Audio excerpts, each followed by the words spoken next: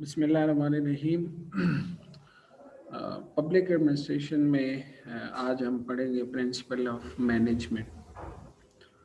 Principle of management के हवाले से हम पढ़ेंगे कि ये क्या है और मैनेजमेंट किसे कहता है। तो हेनरी फयोल के बारे में हमने पहले भी बहुत पढ़ा है और आज उनका एक ये कॉन्सेप्ट हम पढ़ रहे हैं कि उन्होंने 14 प्रिंसिपल्स ऑफ मैनेजमेंट के बारे में बताया है। ठीक है, सबसे पहली बात तो ये है कि मैनेजमेंट है क्या। इंट्रोडक्शन में हम पढ़ते हैं management is dynamic force which make the business work smoothly and profitability. Management किसे कहते हैं कि आपकी बिजनेस वर्क को वो प्रॉफिटेबल बनाए और स्मूथ बनाए। ठीक है, जो आपका काम है उसको आप एक स्मूथ तरीके से एक एजीएस्ट वे थ्रू एजीएस्ट वे और एक प्रॉफिटेबल तरीके से करें। जब वो मैनेजेबल हो तब होगा, सही है। और वो कहते हैं कि the survival and success of an organisation largely depend upon the quality of management. आपकी ऑर्गेनाइजेशन की जो सक्सेस है वो मैनेजमेंट पे डिपेंड करता है। ठीक है, managing will require a good knowledge of the principle and practice of management, और efficient management is must for modern organization। Henry Fayol कहते हैं कि मैनेजमेंट मस्ट है फॉर मॉडर्न ऑर्गेनाइजेशन। ठीक है, तो हम इसको देखते हैं कि आगे किस तरह है। ठीक है,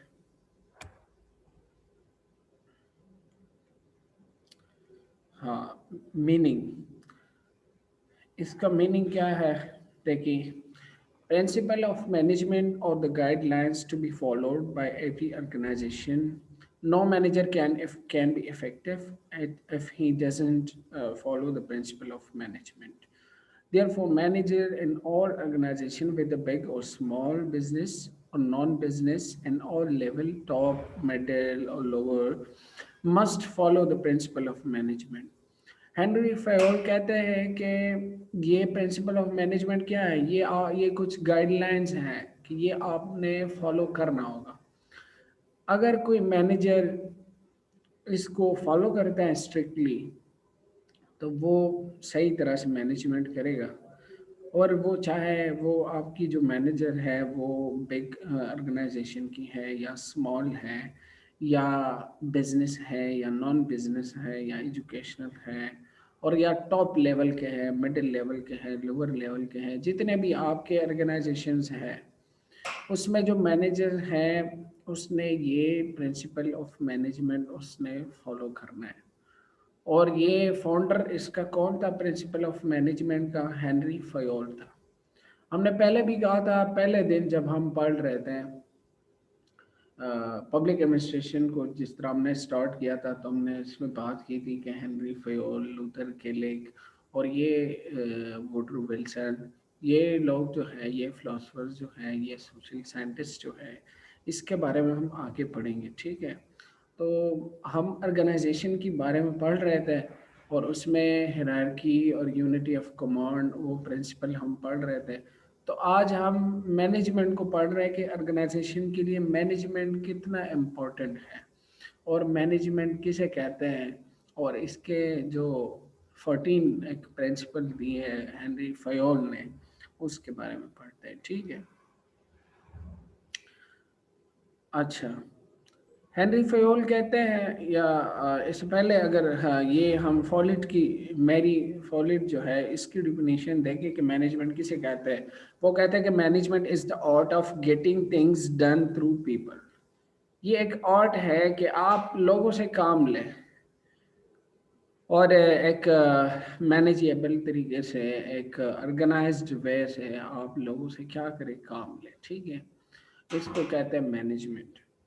हेनरी फयोल इसको किस तरह डिफाइन करता है? वो कहता है to manage is to forecast and to plan, to organise, to command and to coordinate and to control. Henri Fayol कहते हैं कि मैनेजमेंट ये है कि आप प्लानिंग करें, आप ऑर्गेनाइज करें और आप जो है to command, to coordinate and to control। Henry Fayol इसको इस तरह देखते हैं कि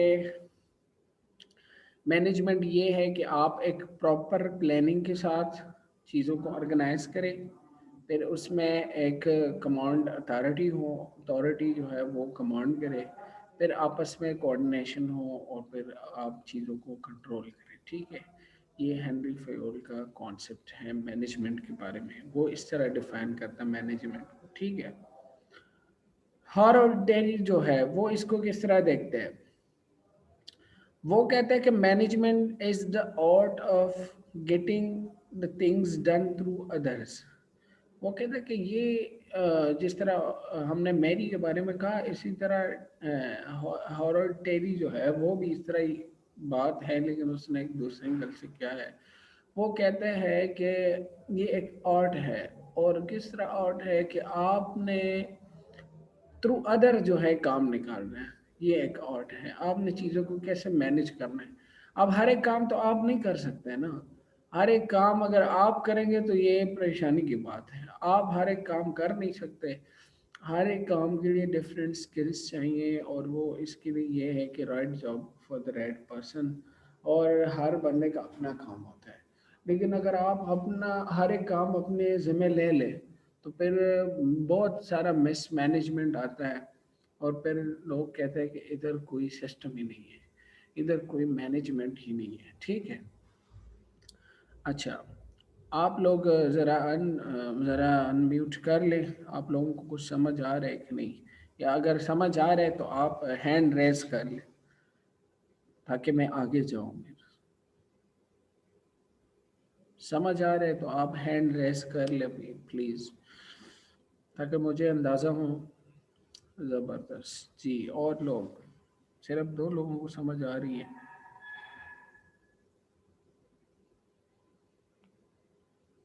जी, वेरी गुड। अतीफ खान, आपको समझ नहीं आ रहा हम क्या पढ़ रहे हैं? सर समझ आ रही है सर। चलो सही है, आगे बढ़ते हैं। ठीक है, सर लेकिन ये आवाज का थोड़ा सा मसला है सर। अच्छा, आवाज़ का इशू है, आवाज़ सही नहीं आ रहा। सर अभी सही है? अभी तो ठीक है, लेकिन कुछ देर बाद जो है ना रुक जाता है, फिर जल्दी अच्छा जल्दी बस स्टार्ट अच्छा होता है फिर स्टॉप होता है। अच्छा अच्छा, ये दरअसल मेरे ख्याल में नेट का इशू है, तो चलो मैं देख रहा हूँ, अभी सही चल रहा है। सर अभी तो सही चला, यहाँ पे तो सर वाईफाई कनेक्ट है, मैं खुद बाजोड़ में हूँ तो इसी वजह से थोड़ा सा मसला। चलो लेकिन ठीक है, वाईफाई चलो वो सिग्नल तो फुल है। चलो देखते हैं। अल्लाह खैर करे। ठीक है, आगे बढ़ते हैं। ठीक है, और ये है कि मैनेजमेंट के बारे में हम पढ़ रहे थे कि हेनरी फयोल इसको किस तरह देखते हैं, मैरी फॉलिट जो है वो इसको किस तरह डिफाइन करता है, और हैरोल्ड टेरी जो है वो इसको किस तरह देखते हैं। ठीक है, तो इन तीनों के डिफरेंट व्यूज हैं मैनेजमेंट के बारे में। एक कहते हैं कि आपने थ्रू अदर थ्रू पीपल आपने काम निकालना है, यानी हॉरर टेरी और मैरी फॉलिट की जो डिफिनीशन है मैनेजमेंट के बारे में वो सेम ही है। ठीक है, हेनरी फयोल का कॉन्सेप्ट ये है कि वो कहते हैं कि प्रॉपर प्लानिंग, ऑर्गेनाइजिंग और कमांड कंट्रोल और कोऑर्डिनेशन के थ्रू काम लेना है, वो इसको इस तरह मैनेजमेंट को देखते हैं। ठीक है, फिर इसमें आगे हम देखते हैं कि उसने कौन कौन से वो प्रिंसिपल दिए थे, तो वो पढ़ते हैं। ये देखे, हाँ, जो फर्स्ट प्रिंसिपल था हेनरी फयोल का मैनेजमेंट के बारे में, वो कहते हैं according to Fayol division of work. कहते हैं कि आपने काम को डिवाइड करना है। ठीक है, the intent of division of work is to produce more and better work for the same effort. Specialization is the most efficient way to use the human effort. और फिर कहते हैं Fayol applies this principle of division of work to all kinds of work, technical as well as managerial. Excuse me. जो आपका division of work है कि आपने काम को डिवाइड करना है, और स्पेशलाइजेशन आपने अप्लाई करनी है एक स्पेशलाइज तरीके से। यानी आप किस लिए ये करते हैं कि ताकि आउटपुट ज़्यादा हो, ताकि more and more better work हो, ठीक है। और ये वो जितने भी अकसाम है काम के वो सब पे वो अप्लाई करते हैं, या चाहे वो टेक्निकल है चाहे वो मैनेजरियल है, समझ गए। अच्छा, इसके बाद वो कहते हैं कि सेकंड प्रिंसिपल डिसिप्लिन है। मैनेजमेंट के लिए डिसिप्लिन बड़ा इम्पोर्टेंट है। According to Fayol, discipline required observation of certain rules and regulation by all employees in the organization. Good superior at all level must have clear and fair agreements and application of penalties. They have to accept certain code of conduct while performing their jobs. And in return, the management has promised to increase the wages of the worker when this mission is accomplished. देखिए, हाँ, Henry Fayol कहते हैं कि discipline बड़ा important है। Discipline जो है इसमें क्या है कि सर्टेन रूल्स रेगुलेशन जो है वो रिक्वायर्ड होते हैं एक ऑर्गेनाइजेशन के लिए, एम्प्लॉयज़ के लिए। और जो आपका सुपीरियर है वो क्लियर एग्रीमेंट आपके साथ साइन करता है। और इसी तरह अगर आप अच्छा करते हैं तो आपको रिवॉर्ड दिया जाता है, वरना आपको पेनल्टी भी दी जाती है, ठीक है। और इसके साथ साथ एक कोड ऑफ कंडक्ट जो है वो होता है, और उसमें फिर एक डिसिप्लिन के साथ जो आपका बॉस होता है वो चीज़ों को देखते हैं। और अगर आप एक टास्क को जल्दी अकम्प्लिश कर देते हैं या अच्छी तरीके से परफॉर्मेंस आपकी अच्छी है तो आपको एच भी दिया जाता है, और आपकी जो है फैसिलिटीज़ आपको बढ़ा दी जाती हैं, ठीक है। ये हो गया डिसिप्लिन। सब्र कर, ये किसी ने हाथ खड़ा किया है जी, आप क्या कह रहे हैं बताएं। ये शेर साहब जी बताएं क्या क्वेश्चन है। जी जी।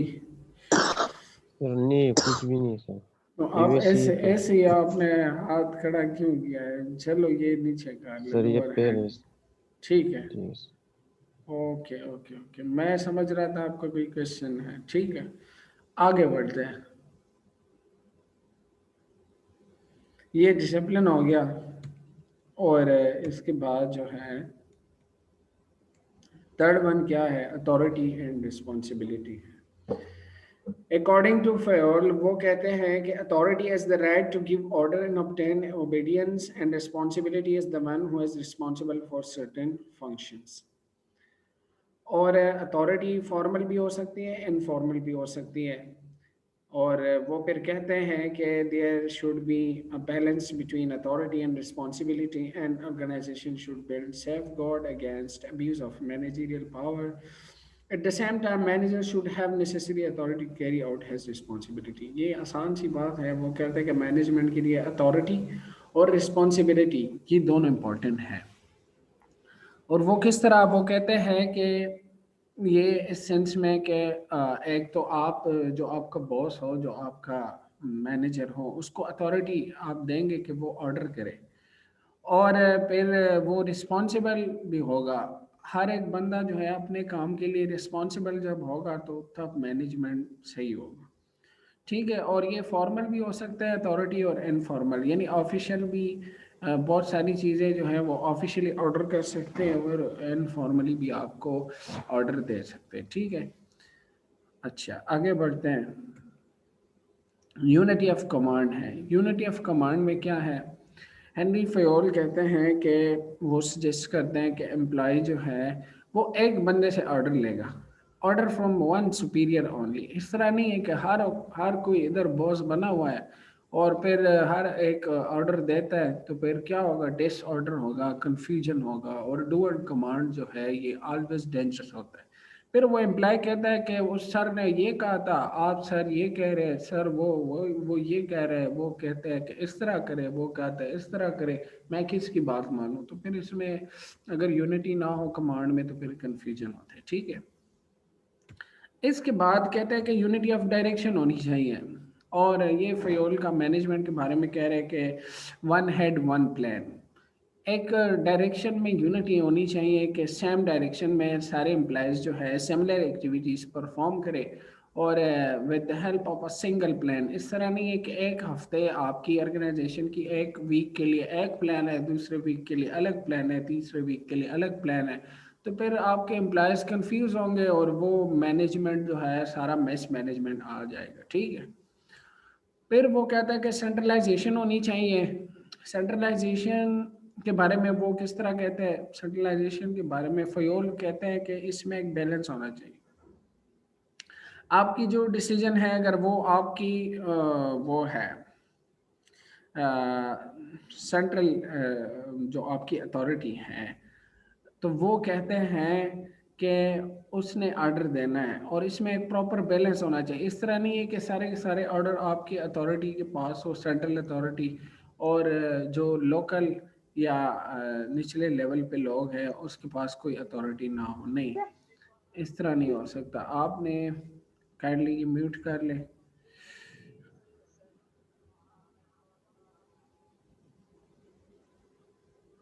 चलो, तो आपने एक्सट्रीम सेंट्रलाइजेशन भी नहीं करनी है और एक्सट्रीम डिसेंट्रलाइजेशन भी नहीं करनी है आप। ठीक है।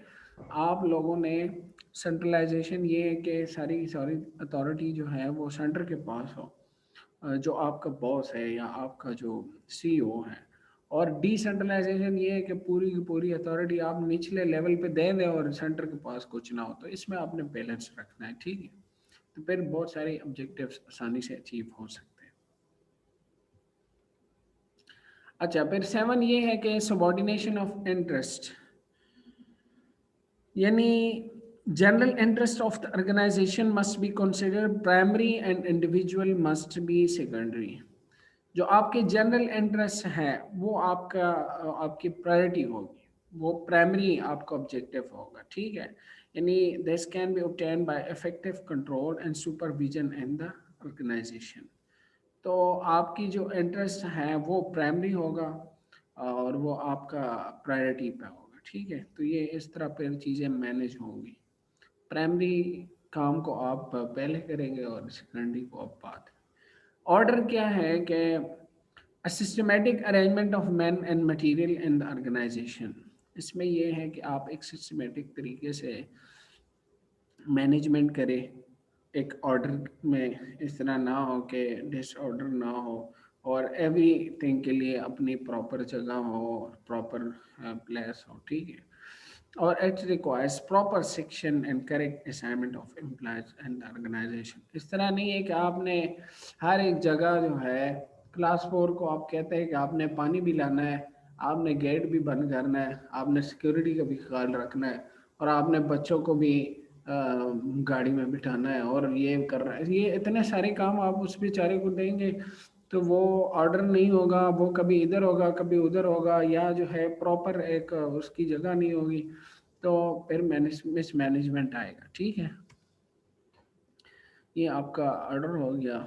और स्टेबिलिटी ऑफ टेनेवर, ये 9 एक वो देते हैं कि स्टेबिलिटी आनी चाहिए टेनेवर में। यानी इस तरह नहीं है कि आप एक बंदे को एक महीने के लिए हायर करें फिर उसको निकाल दें, दूसरे को लाएं, तीसरे को लाएं तीसरे महीने में। तो अगर स्टेबल टेनेवर नहीं होगा तो एम्प्लॉय भी आपसे बखूबी और अच्छी तरीके से वो काम नहीं करेगा, वो उसको सिक्योर नहीं होगा। वो कहेगा ये मुझे निकालता है अगले 3-4 दिनों में, तो उसने क्या काम करना है। इतने शॉर्ट पीरियड के लिए आप लोगों को हायर करते हैं और उसको निकालता है, तो फिर मिस मैनेजमेंट आएगा। ठीक है। तो आपने टेनेवर का ख्याल रखना है। फिर इसके बाद आपने इक्वलिटी रखनी है कि आपकी जो आपका जो मैनेजर है वो should be fair friendly to other employee. उसने एक तो फेयर होना चाहिए और एक एम्प्लॉयज़ को वो क्या करे, ज़बरदस्त फ्रेंडली तरीके से उनको डील करना चाहिए। ऐसा ना हो कि एक एम्प्लॉय के साथ वो अच्छा करे और दूसरे के साथ ना करे, तो फिर उसमें बहुत सारे इश्यूज आएंगे। ठीक है। इनिशिएटिव जो है वो ये है कि आप जो है क्या करें कि सबॉर्डिनेट्स जो है आपके उसको इजाज़त दें कि वो खुद कुछ चीज़ें प्लान करें और इनिशिएटिव ले लें। एग्जेक्टिव प्लान जो है उसको। Manager should encourage the subordinate to take more interest and initiative in their work assigned। इस तरह नहीं कि वो लकीर के फ़कीर बने हुए हैं जो आपके सबॉर्डिनेट हैं और आप जो उसको टास्क दे देते हैं वो इसको एज इट इज इस तरह करते हैं, तो फिर उस काम में कोई क्रिएटिविटी नहीं होगी, इनोवेटिव आइडिया सामने नहीं आएंगे। अगर आप सबॉर्डिनेट को इनकरेज करें कि आप खुद से कुछ आइडियाज़ ले आएँ और काम करें, तो फिर उसका उसमें इंटरेस्ट भी होगा और आपकी ऑर्गेनाइजेशन स्ट्रेंथन होगी और आप न्यू आइडियाज़ आएंगे। ठीक है। स्पिरिट दी कॉप्स जो है ये क्या है कि टीम स्पिरिट, आप उसको एक टीम वर्क में उसको इनकरेज करें कि वो टीम वर्क से, इसको सैनर्जाइज भी कहते हैं, यानी it lead to synergy. Synergy mean effect of two people, यानी 1+1 जो है ये 2 नहीं है, 1+1 क्या है, 11 है। इस तरह आप अपने सबॉर्डिनेट को गाइड करें। ठीक है, टीम वर्क जिसे कहते हैं। और रिमोनरेशन जो है ये क्या है, रिमोनरेशन जो है ये वेजेस और सैलरीज जो आप देते हैं ना, ये आप फेयर दें। यानी आप जो आपकी बेसिक पे है या आप उसको जो सैलरी देते हैं वो एक फेयर सैलरी दिया करें। ठीक है, फिर इससे आप उनकी फैसिलिटी दे, रिक्रिएशन फैसिलिटी गुड कंडीशन दे, तो ये इससे क्या होगा कि आपका एम्प्लॉय आपके साथ सही तरह से काम करेगा और आप मैनेजमेंट आपका बेहतरीन होगा। सही है। एक मिनट। 14 जो है वो स्केलर चेन है। स्केलर चेन में ये है कि फ्रॉम टॉप टू बॉटम एक प्रॉपर स्केल हो, एक प्रॉपर चेन ऑफ वर्क हो, उसमें कोई मिसिंग ना हो। यानी क्लास 4 से लेकर बॉस तक हर एक सीढ़ी का एक एक स्टेप होना चाहिए, एक स्केलर चेन होना चाहिए और आपकी उसमें कोई मिस नहीं होना चाहिए। तो उससे क्या होगा कि end of the chain of authority from top to bottom, from lower to top, एक प्रॉपर चेन के थ्रू काम होगा। ठीक है।